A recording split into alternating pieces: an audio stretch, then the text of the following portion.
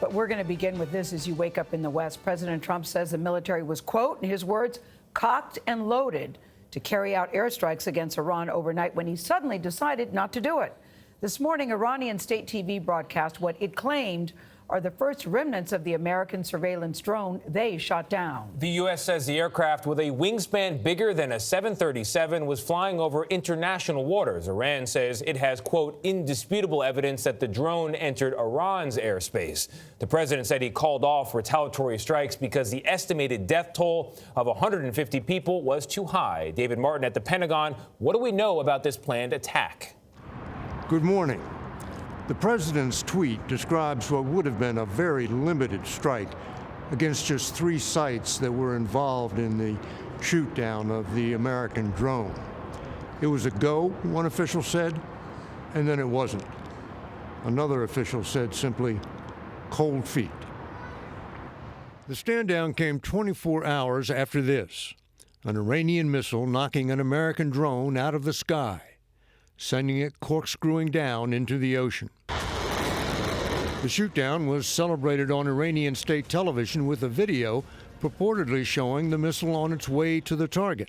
But President Trump seemed inclined to write it off as just an accident. I find it hard to believe it was intentional, if you want to know the truth. I think that it could have been somebody who was loose and stupid that did it.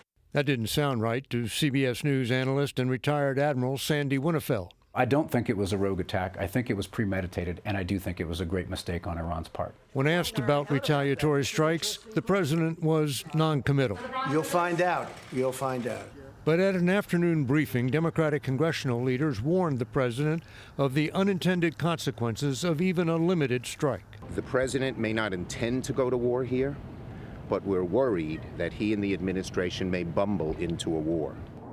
The U.S. military spent much of the day declassifying intelligence to show the $110 million surveillance drone had not violated Iranian airspace, as Iran's foreign minister claimed it had. The U.S. called it an unprovoked attack, which raised the question, would the U.S. be seen as weak if it did not retaliate against an attack on one of its aircraft? Administration is going to have to respond to this or lose a lot of credibility and standing in the region and around the rest of the world. Republicans like Senator Lindsey Graham agree Iran cannot be allowed to attack a U.S. aircraft without paying a price.